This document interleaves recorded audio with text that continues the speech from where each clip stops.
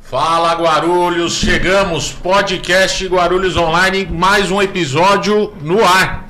Eu sou o Gui Lavras, apresentador, minha camiseta preta de todos os podcasts. Com o meu lado, meu parceiro de mesa, não bancada, Ulisses. E bem-vindo, apresente agora o nosso convidado do dia. Fala Gui, fala Guarulhos, boa noite. Mais uma vez aí, nosso podcast Guarulhos Online. Valeu pela apresentação e um candidato hoje, um candidato entrevistado. Esquece. Vai que pega. Entrevistado hoje com um currículo de dar inveja. Disse que é 48 anos. 48 anos de currículo, imagina. Tá velho, né? Acho que tem mais. Foi procurador do município, foi diretor da prefeitura, secretário de Justiça, secretário de Educação, advogado. Deve ter mais coisa. Vamos deixar ele falar mais do currículo dele. Apresentar aqui nosso amigo João Carlos. E aí, João, boa noite. Fala um pouquinho aí de você. Se apresenta aí pra gente, para nossa... Boa noite, Ulisses. Boa noite, Gui. Tudo foi ex, né? Mas tem uma coisa que você não é ex. Advogado. Não, eu ia falar corintiano. Corintiano também. Mas advogado não. Eu lido no direito desde os 17 anos de idade. Sou advogado há 41 anos. Então esse não é esse. Os outros vieram todos as outras atividades vieram todas por conta da advocacia, né? Sim. Então esses ex aí são realizações, não são... Que acaba acontecendo. Exatamente. Acaba acontecendo em decorrência do trabalho, né? A competência aí, o reconhecimento. Equipe, né? Sim. Tudo isso aí, tudo isso conta, né? Você está próximo de pessoas boas, aí isso conta, né? Na sua vida profissional. Mas fala, antes da gente começar, quem é João? De onde veio o João? O João é um vovô de 5 netos hoje. 5? Né? 5. Jesus, a mandagem é presente de Natal, cara. Nossa, Dia das Crianças. Um aniversário a cada 2 meses. No máximo. Já tem as datas comerciais, né? Já tem Dia das Crianças. Imagina no aniversário. Que comecei a trabalhar com 11 anos como office boy. Bom, aprendi muito. Eu acho que foi isso que me deu a base para aprender como se relacionar com as pessoas, a malícia da vida, né? Mas eu comecei com 11 anos. Naquela época podia, hoje é crime, né? Olha, o crime é não poder trabalhar antes, né? Deveria ser isso. Mas na época não era crime. E eu trabalhei desde os 11 anos como office boy. Lavei material num laboratório, o laboratório Semmelweis, que era de um primo meu. Foi meu primeiro emprego. E aí depois virei office boy, comecei a trabalhar como office boy, trabalhei em despachante e por aí afora, até começar a trabalhar como office boy de luxo, ou seja, estagiário no escritório de advocacia. Nós chamamos de escraviário, né? E daí para frente só lidei na área do direito, gostei da coisa, comecei a lecionar na faculdade de Direito, lecionei lá por 36 anos, lecionei na faculdade de Psicologia, lecionei a matéria de Psicologia Jurídica também, que é uma matéria que ensina os futuros psicólogos a serem peritos judiciais. Eu fiz 3 pós-graduações em perícia judicial. Hoje eu sou perito em várias áreas, grafotécnico, documentoscopia digital, documentoscopia não digital. São coisas específicas que eu aplico na profissão e aplico também na área didática, né? E por quê? Da onde veio essa influência? Eu vou fazer direito. Então, eu me preparei. A ideia era que eu queria ser médico. Não me pergunte por quê, tá? Eu não sei, não tenho ideia. Então eu estudei para ser médico. Eu cursava objetivo e pela manhã fazia 2 cursinhos, à tarde e à noite, tá? Eu fiquei 2 anos sem trabalhar, só estudando. E meu negócio era medicina. Fui prestar vestibular na PUC Campinas, 60 vagas, 4.000 candidatos, imagina se ia passar, né? Fiquei bem, mas não passa, 60 vagas só. Era a segunda turma da PUC Campinas. Na primeira turma estava o Sérgio Iglesias, que é um médico renomado de Guarulhos, né? E eu fiquei inclusive na República do Sérgio Iglesias. Eu seria a segunda turma da PUC Campinas. Não passei, desanimei e E aí eu falei, quer saber? Tinha vestibular para Direito na FIG. Vou prestar vestibular para Direito. Eu tinha 17 anos. Entrei, comecei a cursar a faculdade, gostei. E o mundo perdeu um médico porco, mas ganhou um advogado medíocre, pelo menos. Porque como médico seria muito pior. E aí eu acabei entrando na área e advogo desde 93. Eu era professor, procurador, depois foi secretário de Justiça. E aí ele veio falar, o advogado é medíocre. Então, daí que eu falo, não que ele é modesto, né? É modesto. Amigo não morre pagão. Os amigos vão assim, vem cá. Tá esperando essa ideia, pô, a gente tem que ouvir isso daí essa hora. Mas a humildade é boa. A humildade sempre é boa, não faz mal pra ninguém. Tá tudo bem. É uma das questões que o presidente é a humildade. Se cercar de pessoas boas, você tem aí boas oportunidades. Isso é verdade. Mas você tem que se cercar de pessoas boas. Eu tenho bons amigos. Um dos meus amigos é o Ulisses, trabalhou comigo. Tá? E com muito orgulho, porque, putz, eu era amigo do pai dele, né? E foi uma honra, pô. Então, aprendi muito. Então foi o menos que eu aprendi, né? De amigo do pai do Ulisses, cara. Isso é bom ou é ruim, né? Não, é bom, gente, porque amigos eu não julgo. A gente encontra, vai estar na rua fazendo alguma coisa. Ulisses, seu pai, e não sei o quê, né? Tem muito grande Célio Barbosa, um ícone. Eu também fiquei sabendo dessas histórias aí. Não conheci. O João conta umas que... É uma pessoa que todos deviam conhecer.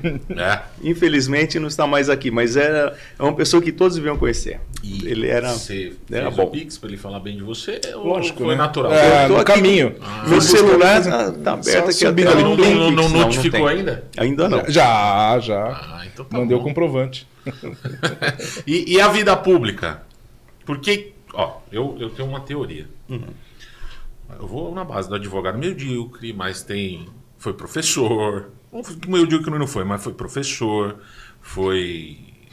Tem o seu escritório de advocacia, faz seus negócios, cercado de bons amigos.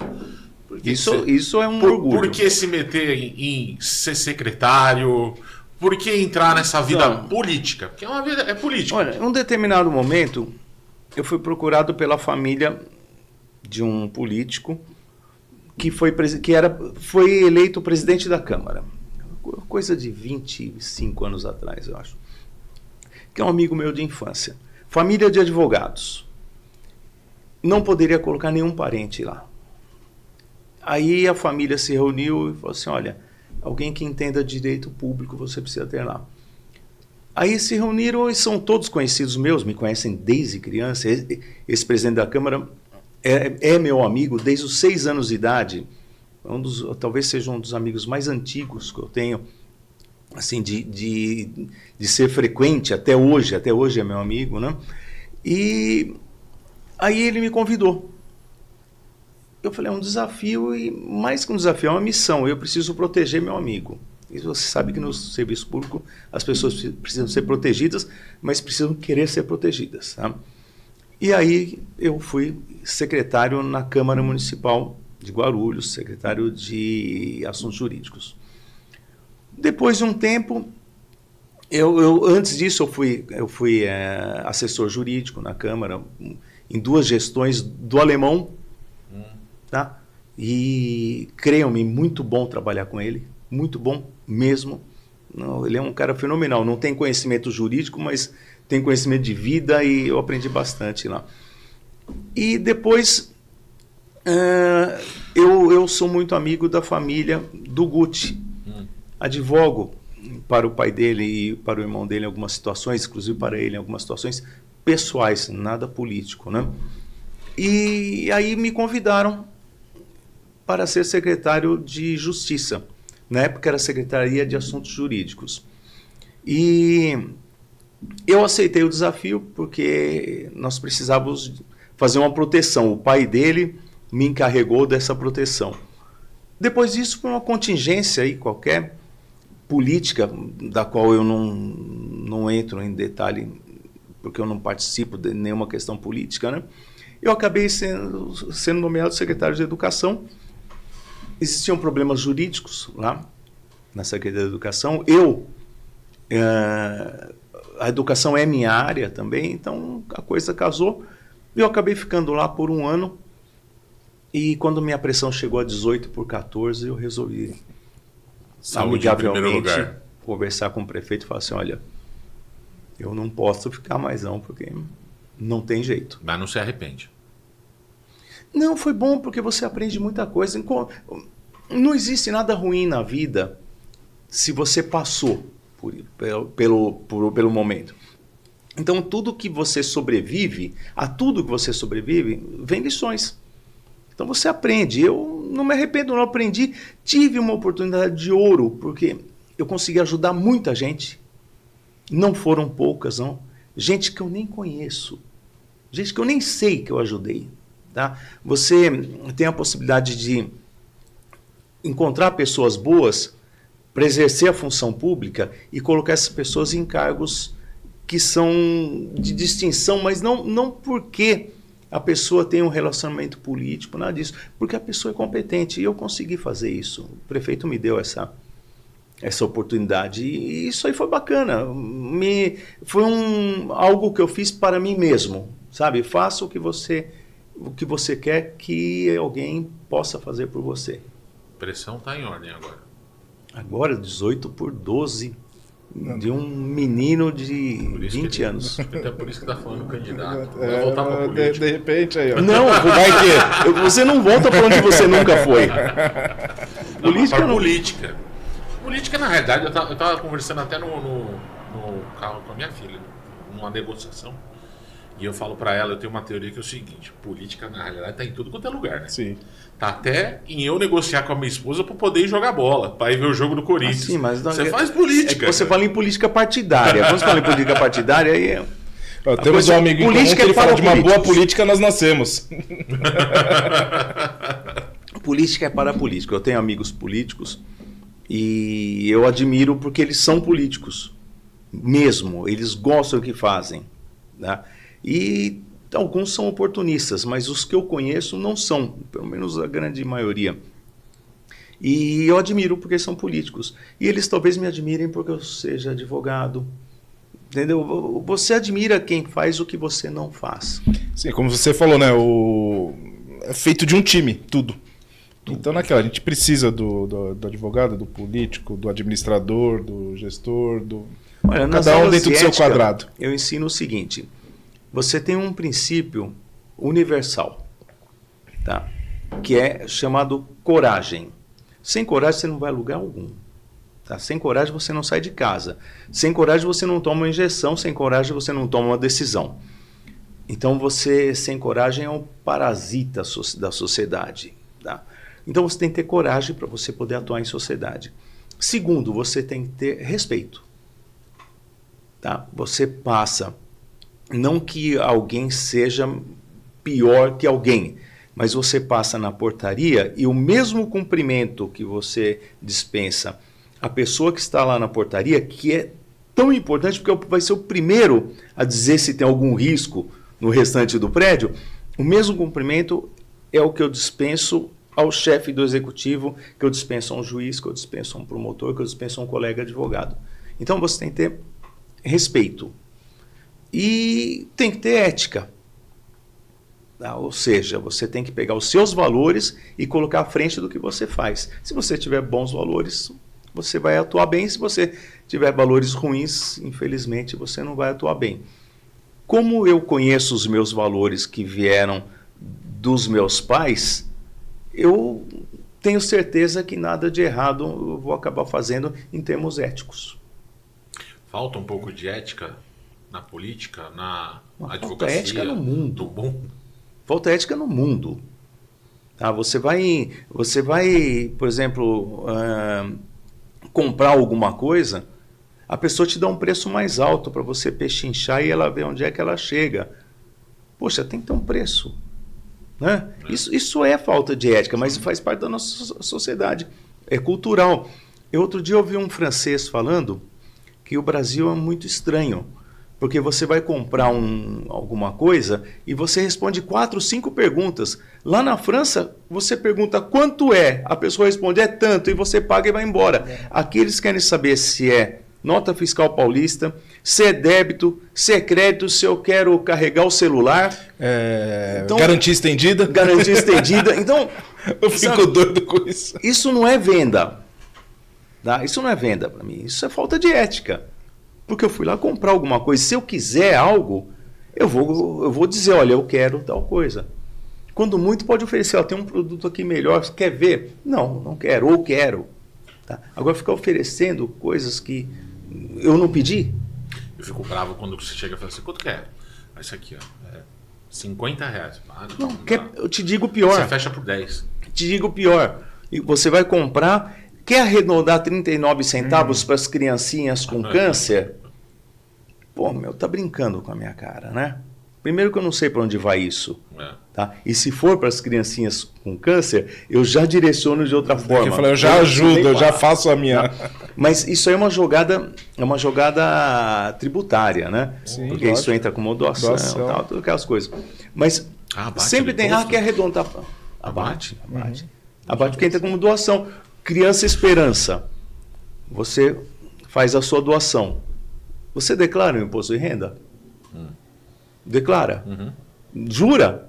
Não, declara o quê? Que você fez uma doação de R$5 no Criança Esperança? Não. Aí a empresa arrecada milhões e faz uma doação desses milhões para a CD. E essa doação, ela abate. E fora o tempo ali que está na transmissão. Então, não é isso. Por enquanto, e talvez por pouco tempo, se Deus quiser, nós estamos no país errado. Né? Mas daqui a pouco eu acho que tudo vem em ondas. Eu acho que nós estamos tão no fundo do poço, que daqui para frente só melhora. Mas meu pai, com seus altos de 73 anos, falava que na juventude dele o Brasil era o país do futuro. E esse futuro não chegou ainda. Não chegou, né? Nós chegamos a ser a 8ª economia do mundo.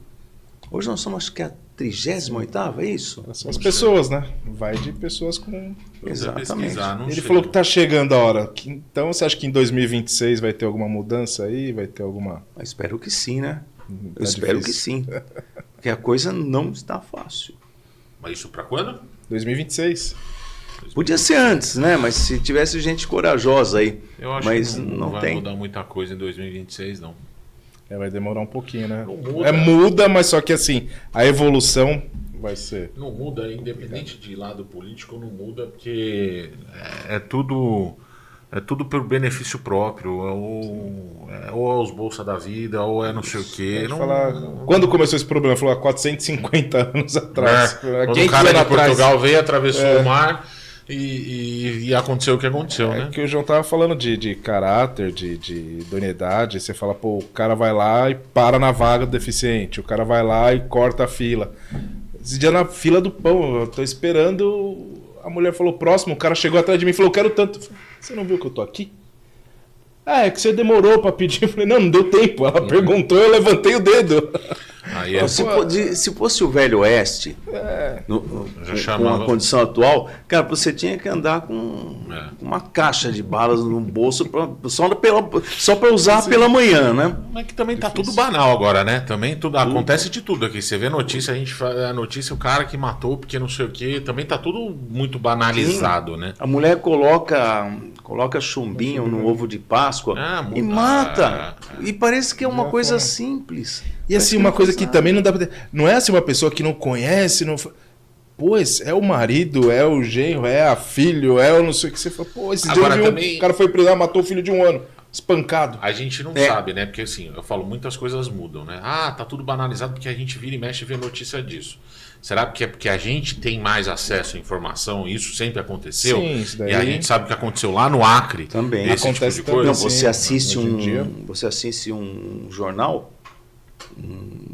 na televisão, você sai com a cabeça assim a 1.000 por hora. Porque é tanto homicídio, tanta coisa ruim, mas é que junta tudo do mundo inteiro em 1 hora de telejornal. E é o que vende. E é o que vende. É o que dá audiência. Dá audiência, vamos embora. O que vende é desgraça. Tá? É cultural também. Essas questões culturais você não consegue mexer. Pelo menos nos próximos 100 anos ninguém mexe nisso. Você vê países que estão mais avançados, você começa a falar assim de cultura, né? Japão. O Japão é milenar, vem uma cultura a tempo. Eu acho que a gente está em formação mesmo, é ter paciência, não vai ser na minha geração, quem sabe na próxima. Acho que a geração que você está agora dos seus netos, do meu filho, não sei o quê, vai ser melhor, né? Mas ainda vai ter muito problema. Uma vez eu lembro que teve uma Olimpíada aí na Europa e quem estava em primeiro lugar tropeçou. O que vinha em segundo levantou a pessoa, o atleta, e acompanhou, e o atleta que vinha em primeiro ganhou e o outro ficou em segundo. E ele foi entrevistado. E ele falou assim, aí o entrevistador falou assim, poxa, você deu a vitória para ele? Ele falou, não, ele já estava ganhando. Não, mas você levantou. Claro, ele caiu, eu tinha que ajudar. Mas você não acha que você merecia ganhar, já que ele caiu? Ele falou assim, e o que ia valer essa vitória?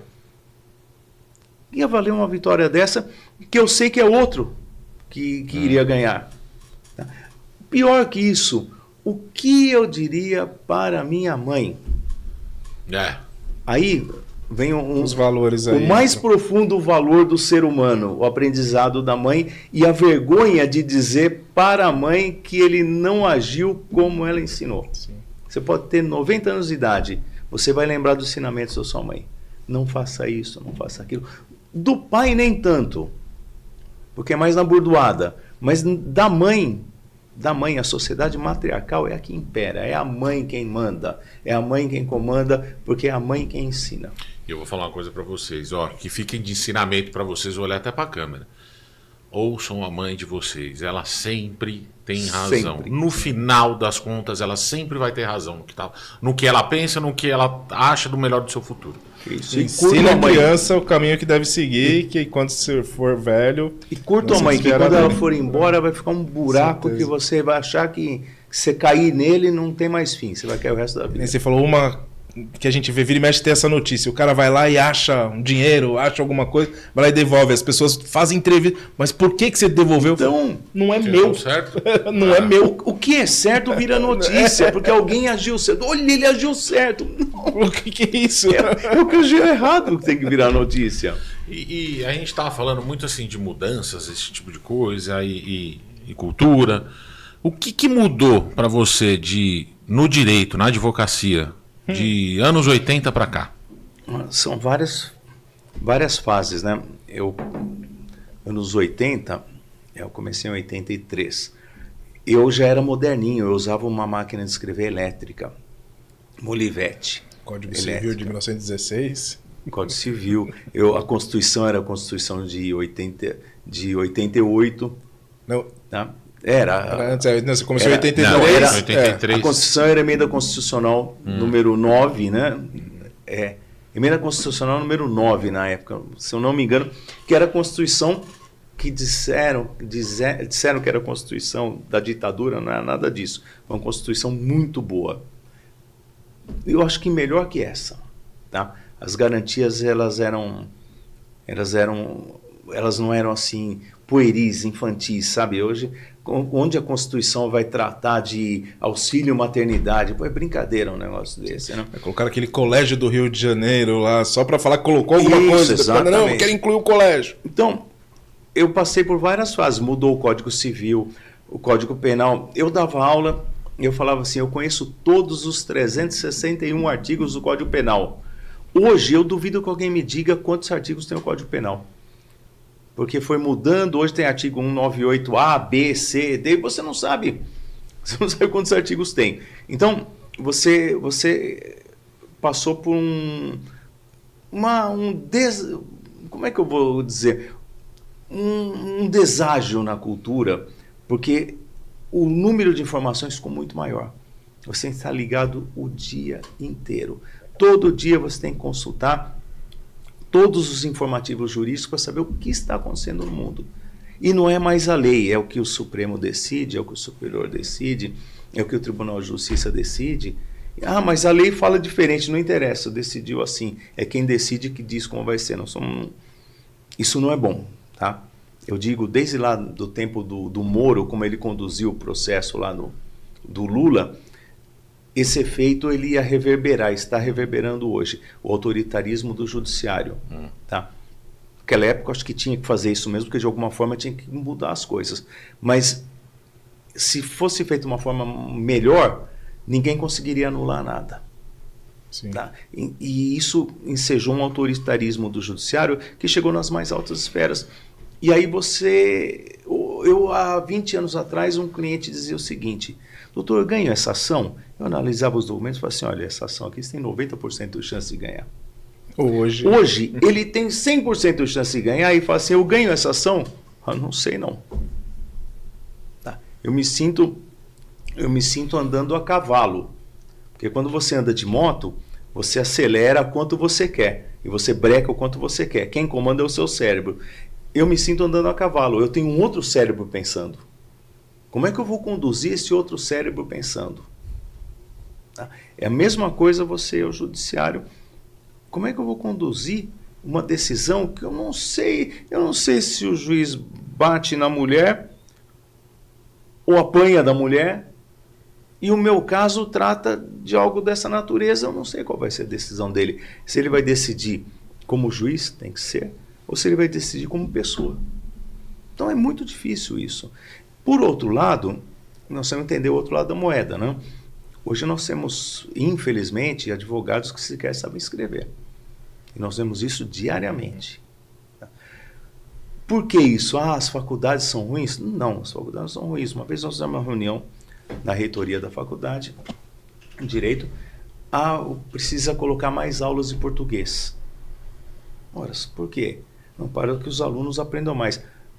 Para que os alunos se desenvolvam melhor na atividade deles, porque a nossa atividade é escrever, né? Eu falei, como é que você vai conseguir ensinar isso agora para quem já está formado, para quem já tem a sua formação, já passou pela formação de base? O nosso problema está na base, é lá na escola, lá no começo, lá na primeira alfabetização, tá? Em Guarulhos, eu conheço, nós temos escolas boas, excelentes. As escolas municipais, então, nem se fale, são excelentes. Mas a formação de base, ela vem de casa também. E um povo inculto, ele produz pessoas incultas. E aí você escreve uma palavra um pouquinho diferente, às vezes a pessoa se sente ofendida com uma palavra que você escreveu que não quer dizer absolutamente nenhuma ofensa. Isso você tem no dia a dia. Você tem advogados que escrevem um texto e você lê e você tem que adivinhar o que ele quer. Isso não é natural na profissão, mas é o que nós enfrentamos no dia a dia.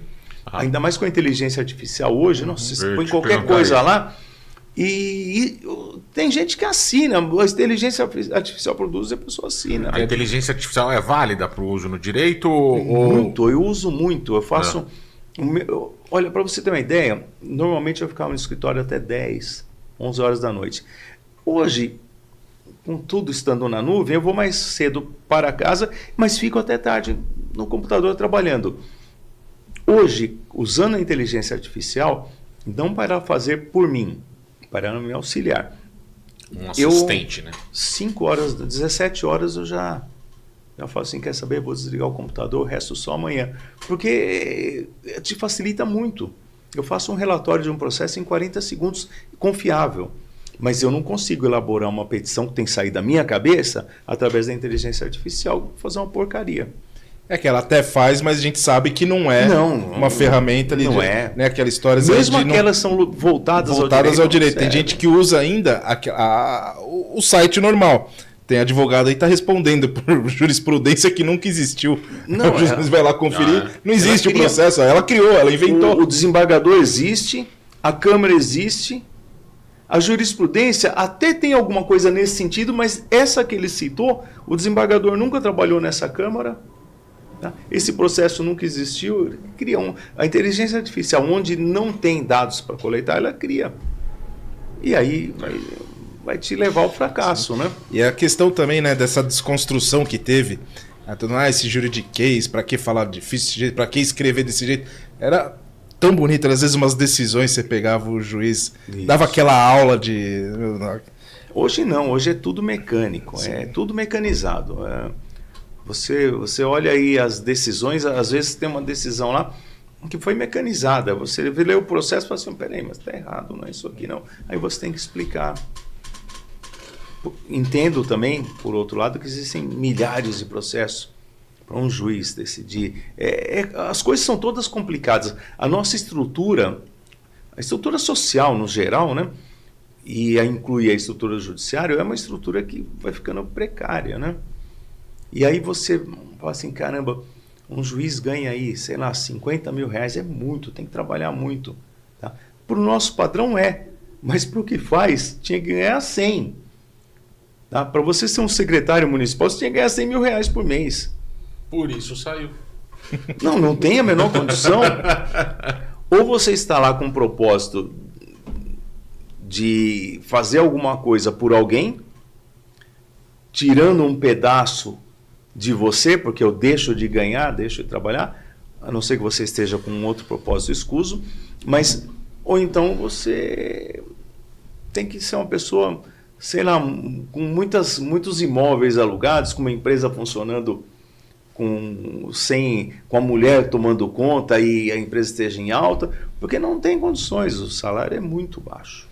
E nessa época sua de administração pública, alguma decisão que você já teve que tomar que foi difícil,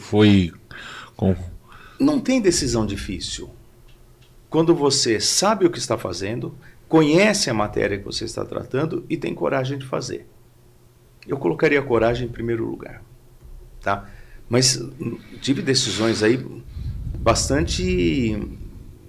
Não foram difíceis, mas sérias. Não foram difíceis porque eu já sabia o que eu teria que fazer. Tá? Eu te dou um exemplo sem citar nomes, mas tem uma pessoa que foi perseguida e foi exonerada. Tá? Uma sindicância. E aquela sindicância era um absurdo jurídico. E a pessoa recorreu e veio às minhas mãos como secretário. Quando eu li aquilo, foi um absurdo. Aí eu dei um parecer ao prefeito para o prefeito desse provimento ao recurso e trouxesse de volta essa pessoa, anulasse a decisão. O Ulisses participou disso. Mas essa pessoa é polêmica. Eu não quero saber, eu quero saber do direito dela. Tá? E eu dei o parecer e assinei. Tá? E o advogado da parte contrária entrou com ação civil pública, representação no Ministério Público. Tá? O cara é professor, não sei do que aí. Na verdade, eu não vou adjetivar, mas na verdade ele não se mostrou nada daquilo que ele tinha no currículo dele. E foi tudo arquivado, perdeu as ações todas, foi tudo arquivado, e o judiciário referendou aquela decisão que foi tomada pelo prefeito, baseada no parecer que eu exarei ali. Se eu não tivesse tomado essa providência, essa pessoa estaria hoje numa outra condição. Era uma pessoa que prestou um concurso, que ocupava um cargo efetivo, e tem família. Você tem que pensar em tudo isso. Mas as pessoas não pensam, então você tem que ter coragem de jogar na frente delas o que está acontecendo e que a decisão é essa. Não quer que eu tome essa decisão? Me tire daqui, coloque outra pessoa que vai tomar essa decisão. Muitas decisões o prefeito queria que eu tomasse, eu acabei não tomando. Não eram ilegais, não.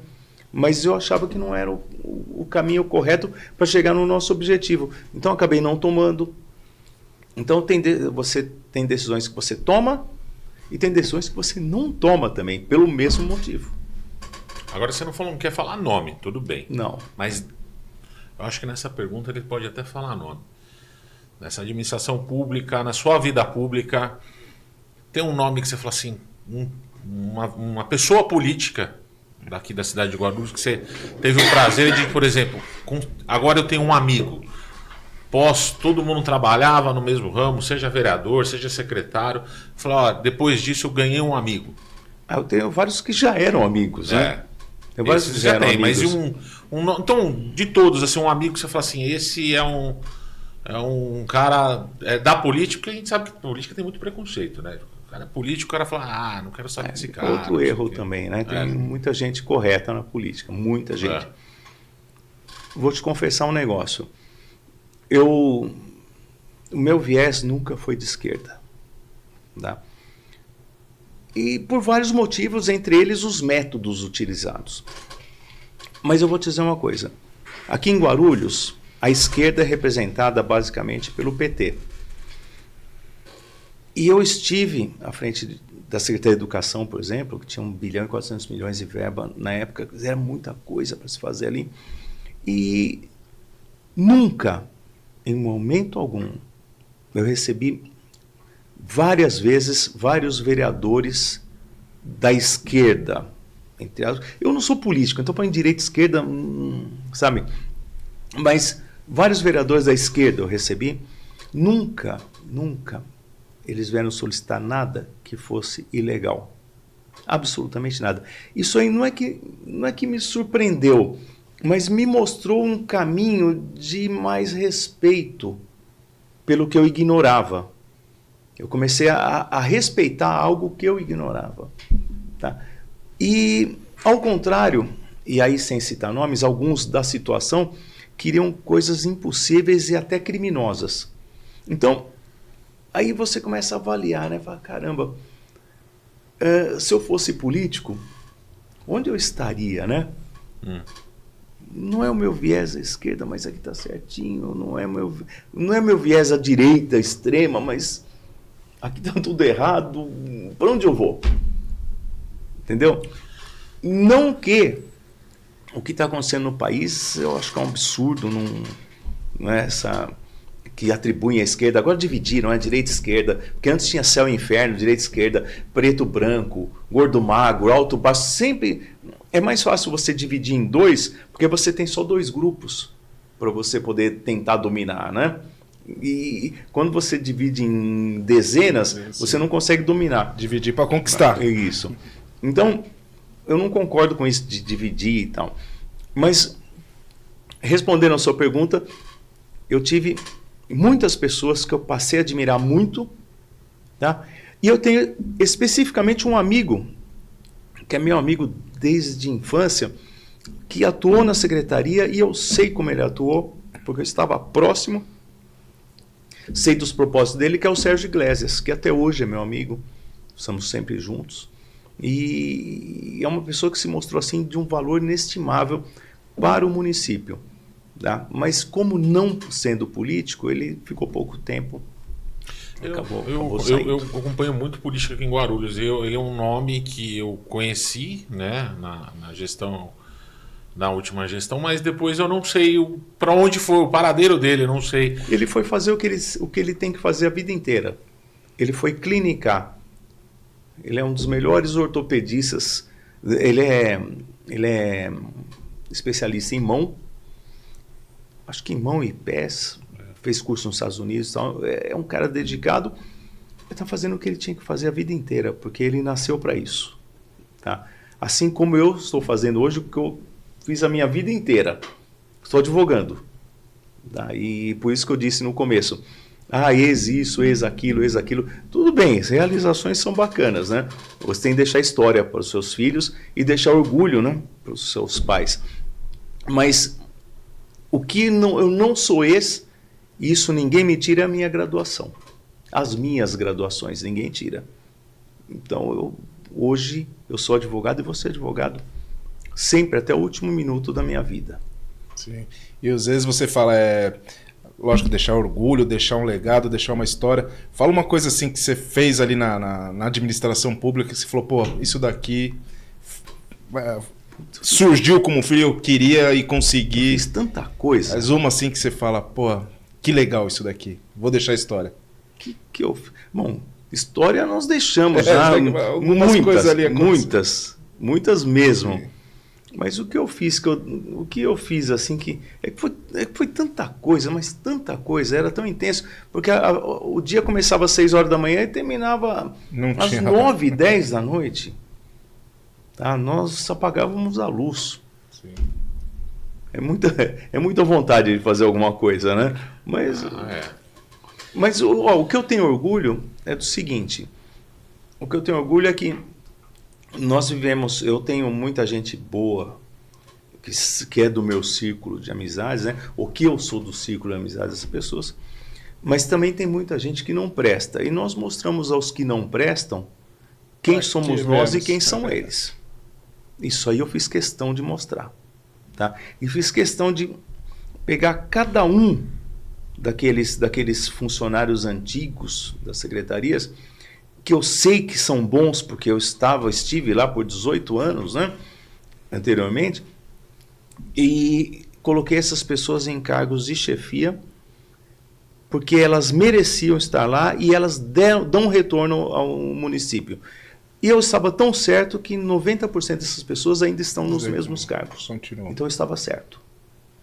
Né? Então isso é um motivo de orgulho. Isso para mim foi um feito bacana, porque eu sei que eu participei da mudança da vida de muita gente quando eu tive a oportunidade de fazer isso. Então foi um feito bacana.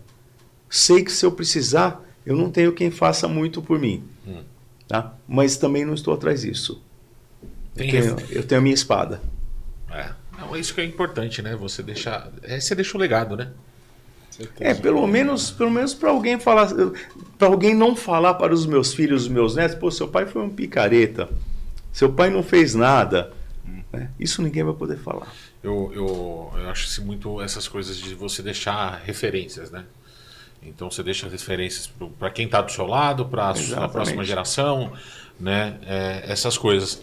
Mas e você tem alguma referência? Seja aqui da cidade, seja da sua família, seja no nível Brasil, que você fala, você olha para essa pessoa e fala assim, é um caminho que eu gosto de seguir, é um caminho que eu queria trilhar. Você tem uma referência? Com o tempo você vai perdendo as referências, né?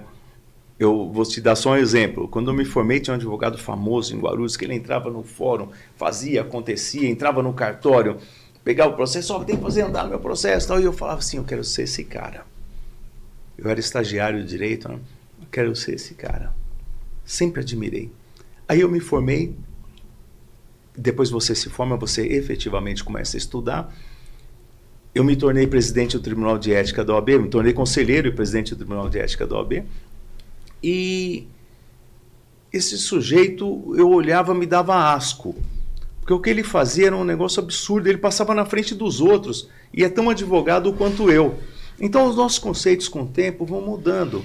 Pessoas que você admira, você vai vendo mais nas minúcias com o tempo, né, com a sua experiência, e você vai falando, caramba, isso aqui tá muito errado. Tá? Mas eu tenho pessoas que são referências, por exemplo, quem insistiu para que eu fosse advogado foi meu tio, irmão do meu pai. E ele insistiu que eu fosse advogado e a forma dele pensar é a mesma, juridicamente, é a mesma forma que eu penso, naturalmente. Então nós nos demos muito bem, tanto é que eu estou com ele há 40 anos, quase 35 anos, trabalhando. Mas é uma pessoa que eu admiro, porque ele construiu do nada. A nossa família não é uma família rica. Hoje tem pessoas bem na família, mas tudo foi construído. Meu avô não era rico. Né? Meus bisavós vieram da Itália. Quem veio da Itália não veio para cá para gastar dinheiro. Veio para cá porque não tinha dinheiro, não tinha serviço. Então, a minha família veio da Itália, uma parte. Outra parte veio da Espanha. Outra parte veio de Portugal. Imigrante vem para trabalhar, não vem porque é rico. Então, tudo que foi construído aqui foi construído pelas gerações posteriores. Né? Hoje, é difícil você construir muito. É muito difícil. Tá? O pai do Ulisses construiu muito aqui. Para nós fazermos o que eles fizeram antes, hoje é muito difícil. Porque a sociedade mudou, o mundo mudou, tem muito mais gente, muito mais concorrência. Tá? Mas alguma coisa a mais nós estamos construindo. E nós vamos virar referência por conta disso. Pelo menos para os nossos filhos, né? Pelo menos para os nossos netos. Sabe uma coisa? Só quantos anos seu tio tá? 86. Se um dia a gente trouxer aqui, você chega no escritório, às vezes 7h30 da noite, 8 horas, tá peticionando, e escreve. Se você for lá agora, está lá. E escreve, você fala. E até voltar aí, só esse comentário, ó, doutor. Doutor Darcy, tem história aqui para muita coisa. Dias. Nossa, muitas histórias. É muita coisa ali, cara. Tem cada uma para contar. E outra coisa, aqui em Guarulhos é interessante por causa disso. As famílias, as pessoas acabam se entrelaçando. Os pais, os filhos. Eu acabei entrando num momento que eu entrelaço com pais e com filhos. Porque, como eu me formei com 21 anos, meu relacionamento com advogados, os advogados tinham 35 anos naquela época. E hoje, esses advogados são meus amigos até hoje, tá? E os filhos deles são meus amigos também. Porque a minha diferença de idade que eu tenho para as pessoas, os filhos têm para mim. Então, você acaba entrelaçando. No meio termo ali, no meio caminho ali. Você fica no meio termo. Sim. Eu tenho amizades. Ontem foi um amigo meu no escritório, e aí ele está com 73 anos. Está jovem ainda, porque hoje um cara com 73 anos tem uma aparência boa, né? Eu até me admirei, pensei que tivesse a minha idade. 73 anos. E eu tenho amigos de 40. Então, sabe, é bacana você ficar nesse meio aí. Mas é aquela, né, que a gente fala, quando a gente tem 15, as outras pessoas, 18, 20, dá uma diferença. A diferença é muita. Depois de uma certa idade, a cabeça batendo, a ideia batendo, é 30, 40, 50, 60, todo mundo isso mesmo. Fala a mesma língua, vambora. Agora eu vou falar uma coisa pra vocês. Pra quem não sabe, o Ulisses também é advogado, tá? Deve ser uma regra entre vocês, porque assim, eu não sou advogado, tá? Nem metido a isso eu sou. É só quando, graças a Deus, não fui preso, pelo amor de Deus, aí eu ligo pro advogado. Mas não dá nomes, né? Não, eu conheço não vou citar nomes. Não, mas quem não cita nomes? Questão. Quando você tem conhecimento de algumas coisas em decorrência da profissão, você tem obrigação de guardar sigilo. Mas dos seus clientes. Isso. Tem algum caso aí que não seja seu cliente, algum bastidor? Não deve ter, né? Tem algum caso polêmico aí, alguma coisa? Muitos. Mas hoje eu estava falando de alguns aí. Anete Salles naquele programa, eu prefiro não comentar. Tício, Mévio. Quando eu ficar... Espero ficar velho, né? Mas quando eu ficar velho, é capaz de eu escrever alguma coisa, porque... Tem coisa. Pensou aí, Memórias de João? Nossa, tem coisa. Tem coisas boas, coisas sórdidas, tem coisas incríveis, tem coisas absurdas. E o que você achou das... Eu já vou mudar de novo. Eleições de 2024. 2024, qual eleição? Prefeito e vereador de Guarulhos. Então, o que você achou dos resultados? Eu vou te falar uma coisa. Uma vez uma pessoa falou para mim o seguinte, falou, a ignorância é uma bênção. E eu não entendi direito, né? Eu achei, você ignorante é bênção? Não, você não saber das coisas é uma bênção. E eu vou te confessar uma coisa. Se você perguntar para mim quem eu conheço dessa administração agora, e eu vou te falar um negócio, você pode não acreditar, mas é a mais pura verdade. Ninguém. Então eu não posso falar nada.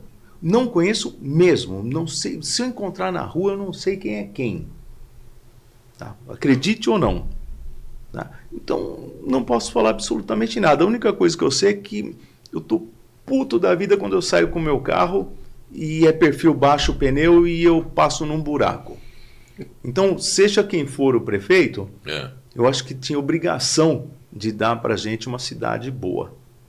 Tá? Uma vez eu estava com o prefeito no meu carro, eu passei num buraco, eu xinguei o prefeito. Né? É claro que tem buracos, mas tá um exagero. Entra no Waze, buraco no Waze aponta todos os buracos. Então, o dia a dia mata a gente. Eu tenho um carro que poderia... Eu fico 10 anos com o carro. Tá? Esse carro poderia durar 10 anos e está muito bom. Mas não, com 7 anos já começa a ficar ruim, porque você parece andando em estrada de terra. Aliás, se fosse estrada de terra, você não tinha tanto problema. Descontrei um pouquinho, mudar mais ainda. Foi estrada de terra. Falou, pô, as nossas trilhas aí, como é que estão? Fazendo trilha. Vocês faziam trilha? Ô, João, pegar um Jeep aqui, meu. Desde os 15 anos de idade, de moto e de Jeep. Eu por um momento eu achei que era trilha de... Não, é de moto? De moto e de Jeep. De moto e de... Eu fiquei... Eu competi em enduros, né? Na Copa Regional eu fiquei em 2º lugar em um ano. E eu fiquei em 8º lugar na final do Paulista. E eu fiquei em 5º lugar no Enduro das Montanhas, que era a mais concorrida de todos. Eram 250 participantes. Tá? E eu fiquei em 5º lugar. Mas contar histórias. É novo, sabe? Aquele quero ganhar de qualquer jeito. Como que foi aquela lá? Campos. Passou direto, passou pelo quase com o porco. É porque você vai com uma planilha, né? Então você está de moto e uma planilha. Então toda hora você tem que olhar na planilha e prestar atenção no que tem na frente, né? E a planilha vai dizer onde você tem que entrar, direita ou esquerda. E eu vinha num pasto, então não tinha nada no pasto, só tinha aquele chovendo, só tinha aquele rasgo na terra, né? E eu vinha uns 60 por hora, é muita velocidade para você estar na terra, né?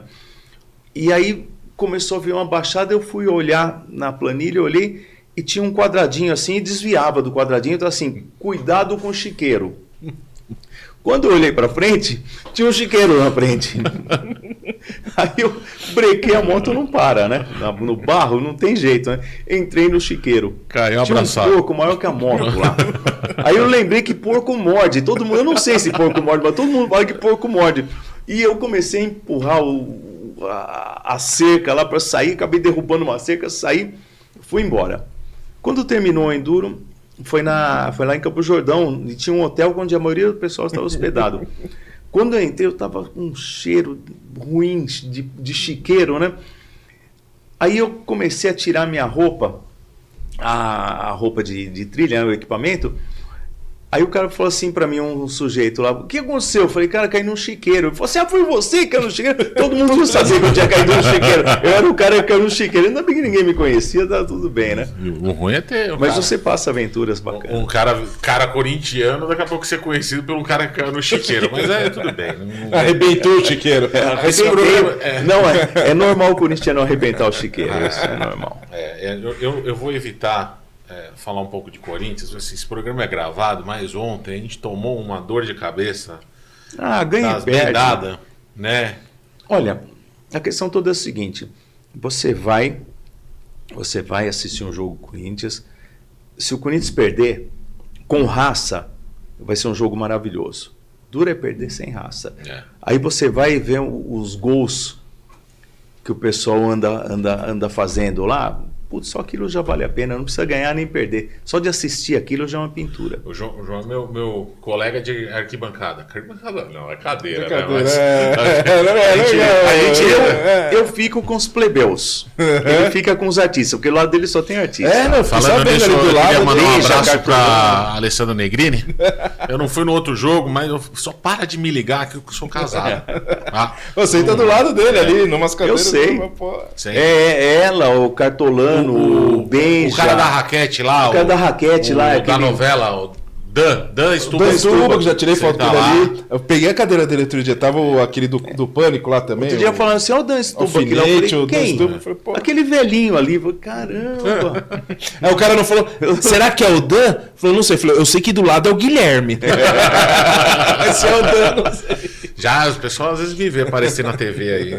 Vamos lá. De vez em quando não aparecemos no SBT no pessoal, meio fora de tom. Porque assim, o que a gente faz aqui, eu não recomendo me gravar em estádio, não. Não, é que não é um estádio de um time. É uma torcida que tem um time em um estádio. Você sabe que outra coisa. Eu falo pro meu filho, ele sofreu um pouco, né? 11 anos de idade. Tudo bem, em 2017, 2018 a gente foi campeão, mas ele não lembra. E aí, Corinthians e Palmeiras, final do Paulista, aquela tensão, todo mundo, os caras podem falar o que vocês quiserem. É paulistinha, é que não sei o que, porque perderam. Mas assim, o que a torcida... Não estou falando se é certo ou errado aqueles fogos. O que a torcida fez naquela final é... A torcida levou o time. É pra história. Mas você sabe que eu assisti todos os jogos do Corinthians. Todos. Não perdi um aqui. No dia da final... Eu fui operado 2 dias antes Não conseguia nem levantar direito, não tive que assistir de casa, cara. A final, que era a coroação de tudo, eu acabei não assistindo. O próximo jogo agora, domingo, né? Domingo. Só já me perdi nos dias, mas é Corinthians e Vitória. Mas vai ter Corinthians e Boca Juniors. Então, vai ser no Pacaembu. Dia 5 de julho. julho. Eu pensei que fosse na Arena. Não, vai ser no Pacaembu, que é no estádio onde ganhou pra relembrar a Libertadores de 2012. Esse eu quero ir. Esse cara, aliás, meu filho pediu pra ir atrás do jogo do Brasil e Paraguai. Se você quiser, eu tenho a camisa do Messi. Tem? Tenho. Que legal. O Messi. Não. Para Argentina você tem que comprar a camisa do Messi, né? Não, mas o Messi jogou bola. Comprei na loja dele. Messi jogava bola. Nossa. Messi, eu tava até comentando esses dias. Tão bem quanto o Ronaldinho Gaúcho. Sim. Né? É o melhor? E o Ronaldo Gordo? Quem é melhor? Ele ou o Messi? Todos eles são ótimos. Se você assistir cada um deles, você fala assim, não sei quem é o melhor. Eu vi um vídeo esses dias, um sheik árabe chegando, cheio de segurança em volta, um monte de gente com aquelas roupas árabes lá nos Emirados Árabes, em algum desses países, e todo mundo passando e todo mundo reverenciando o sheik. O sheik veio, deu a mão para quem? Ronaldinho Gaúcho, com um chapéuzinho de pescador, uma roupinha lá esquisita, da mesma cor, né? Camisa e calça da mesma cor. Pegou, deu a mão pro Ronaldinho Gaúcho, abraçou ele e o Ronaldinho deu um beijo nele. Então, quem é que tem respeito? É os rolês aleatórios do Ronaldinho Gaúcho. Mas quem tem respeito? Você fala, o futebol ele tem um foi poder. preso e virou rei da cadeia lá onde foi? No Uruguai? Na guerra que o Pelé, a seleção ia passar, parou a guerra. Pra a seleção passar, falou, pô, o futebol é absurdo. Quem é que manda? Ulisses, tá acabando o tempo. A gente só paga 1 hora aqui, tá, João? Então a gente paga por hora. Aí então, cai a chave. Cai a chave. Nossos amigos aqui não fez o Pix ainda, então... Igual psicólogo, né? Terminou 1 hora. Então, tchau. Considerações finais, uma pergunta final pro João. Que bagagem, hein? Falta mais 2 horas de entrevista. Não, nem pergunta, vai uma posição sua, o que você deseja, o que você espera aí para nossa cidade, para o país, para todo mundo. Ulisses, eu tô de malas prontas, tá? Eu mudo para depois morando aqui, depois de 63 anos morando em Guarulhos, eu mudo para São Paulo, talvez até o final desse ano, tá? E por um motivo simples, a minha neta, que é a minha filha mais nova, ela vai fazer FAP e eu quero mudar ali próximo para não pegar esse trânsito aqui de Guarulhos até lá. E aí é capaz de eu me desligar um pouco da cidade, tá? Mas é lógico, a cidade onde eu nasci, a cidade onde tudo que eu tenho eu ganhei aqui, né? Todas as minhas batalhas foram aqui. As que eu ganhei, as que eu perdi. Então é uma cidade que faz parte da minha vida, né? Nunca vai deixar de fazer. E eu espero para Guarulhos, além dos buracos tapados, eu espero que a gente tenha aí pessoas como antigamente. Tá? Você pode falar o que quiser, mas quando os prefeitos foram aqueles criticados, Pascoal Tomeu, Papoto, Guarulhos era diferente. Fazia acontecer. Tá? Então eu quero que Guarulhos volte a ser o que era, pelo menos em termos de organização, né? Lógico, os problemas existiam, mas eu acho que eram bem menores. Já está acabando, mas você me trouxe até uma coisa que você comentou. Uma vez eu cheguei para o prefeito e falei, isso não dá para fazer, isso eu vou fazer. Às vezes, será que essas articulações políticas, entram pessoas ali, e assim, entram pessoas de confiança, mas às vezes não é aquela do relacionamento. E a pessoa às vezes não chega e fala, não, prefeito, isso daqui tem que fazer assim, vamos fazer assado. É que você tem 2 vertentes, né? Quem vai colocar ordem no galinheiro é o técnico. Então, quando você começa uma gestão, é o técnico que bate a mão, bate na mesa e fala assim, é assim, não tem outro jeito, é dessa forma e todo mundo acata. Quando estabiliza a administração, começa o viés político. E quando começa o viés político, fala, pô, mas o fulano fala não, tem que falar sim. O não ou sim não depende de vontade, o não ou sim depende do certo e do errado. Né? E aí, quem é o técnico passa a ser um estorvo. E as pessoas têm que ter consciência, poxa, agora eu sou um estorvo, está na hora de eu pegar minha mochilinha e ir embora. As pessoas têm que ter essa consciência. Eu tenho essa consciência plena, eu sempre fiz isso no serviço público. A hora que eu passo a ser um estorvo, porque você tem que falar não em alguns momentos, aí você fala assim, olha, deixa eu ir para o meu cantinho, me deixa aqui, que eu não quero mais brincar.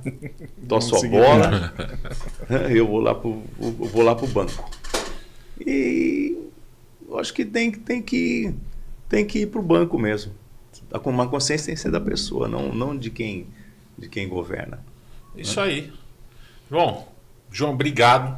Ótima entrevista. Obrigado, eu gostei. Foi muito bom, valeu, João, obrigado. Então aqui entre amigos, estar entre amigos é sempre papo, bom. Uma hora fácil, que passou... Né? Às vezes não, mas porque a amizade ela tira algumas barreiras, né? Então... Vai estar gravado, deixa eu passar o recado aqui. Tânia, já tô levando ele. Não sei se vocês sabem. Falou, não atrasa! Eu falei, não atrasa, já tô levando. Ela mandou aqui uma mensagem para mim que eu não consegui ler porque eu tô sem... o Ulisses se deixa lá, ok? Tá bom assim? Fechou. Pode deixar, tô levando. Vou colocar um ok aqui. Gente, obrigado pela audiência de novo. Semana que vem a gente tá por aí. João, obrigado mais uma vez. Sucesso para vocês aqui. Valeu. Projeto novo, terceiro episódio. Vai voltar. Tem que voltar. Tem muita história. Vamos mudar essa locação para 2 horas, né? Bora. Vamos conversar aí, hein? Vamos ver se a gente consegue. Mas acho que 2 horas de papo, imagina o que sai. Daí a gente traz mais gente, 4 pessoas conversando. Se colocar aqui uma vodka, você consegue... É quase a vez que me pede isso. 43. Não, eu não bebo. Um 43. 43 é outra história, né? Um vinho, né? É outra história. A gente pode fazer alguma coisa assim. Gente, obrigado. Semana que vem a gente está de volta. Antes a gente vai divulgar qual que é o próximo convidado.